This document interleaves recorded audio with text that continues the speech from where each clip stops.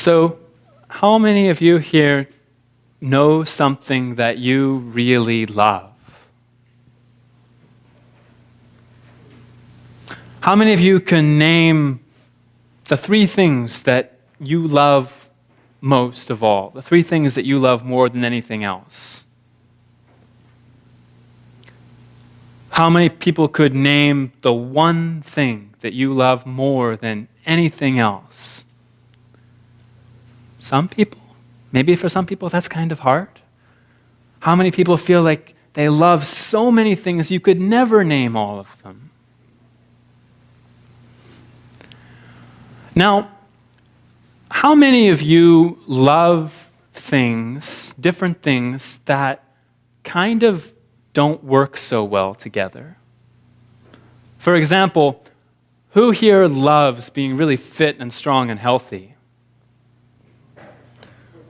Who also kind of loves eating ice cream and sitting on the couch all day and not moving very much? How many of you love your mom and your dad and your brothers and sisters? How many of you also sometimes love being in charge, having it your way? Yeah. Those things don't go so well together, do they? We love these things, and we really do love them, but they're kind of fighting with each other, aren't they? And one of the most simple ways of thinking of what we're here in this world to do is to figure that out. Those 2 loves are fighting with each other, so we can't hold on to both of them forever. So which one are we going to pick? Are we going to pick, I'm going to just be a sit on the couch and eat ice cream person, or are we going to pick, I'm going to be a healthy person? Are we going to pick, I'm going to love other people more than myself, or I'm going to love myself most of all? During our time on earth, there's going to be lots of different things in us that will be fighting, but when we go to the other world, at the end of our lives, when we wake up in the next world, there what happens is we have to choose. We have to choose one or the other. We choose what we love most of all, and that love becomes everything about us. That one thing that we love most of all shines through us completely from the inside out. Here's a section from the book Heaven and Hell. It's describing what happens to people after they've been in the world of spirits and they've been examined by people who want to see, so what do you really love? And it says, if their love is heavenly, they join those who are in heaven. Those whose love is bodily join those who are in hell.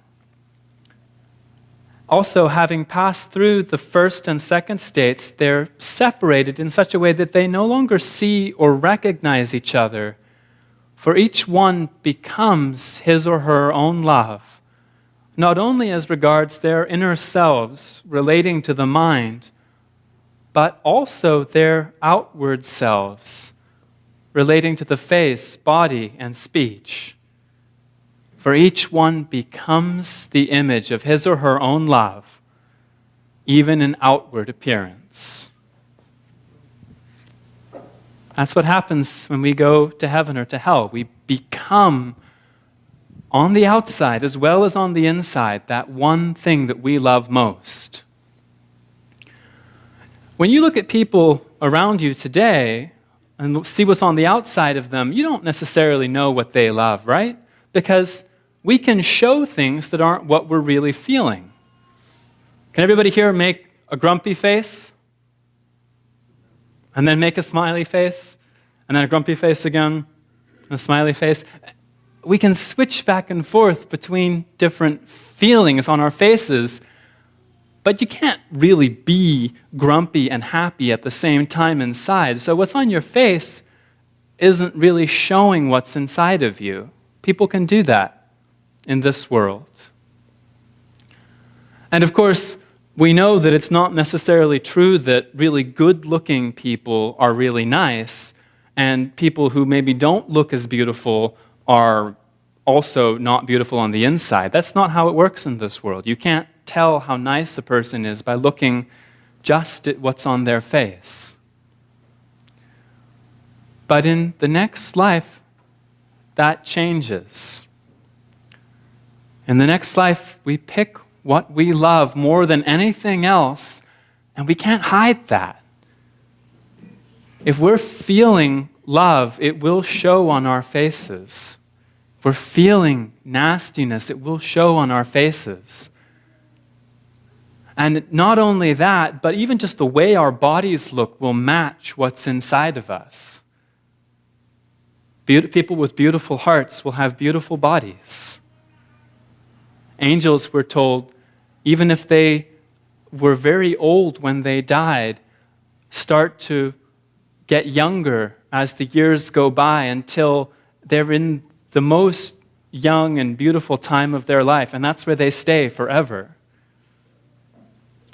And the evil spirits, they look like people to themselves, but if you see an evil spirit from far away, they look like monsters because they have monstrous things in their hearts.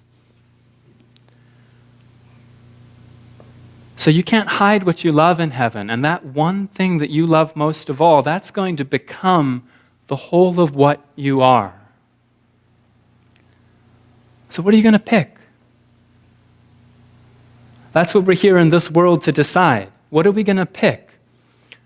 It's so good that we all love so many things, but one of those loves has to be more important than the others. One of those loves has to be the love that we say, I'm going to stand up for this one. I'm going to stand up for loving other people, and when those selfish, angry feelings get in the way, I'm going to say those are less important. And if we spend our lives that way, that's how we become angels, because that love that angels have inside of them is a love for other people. That's the one thing that they love more than anything else, and that's what shines through their face and everything they say and everything they do. Amen.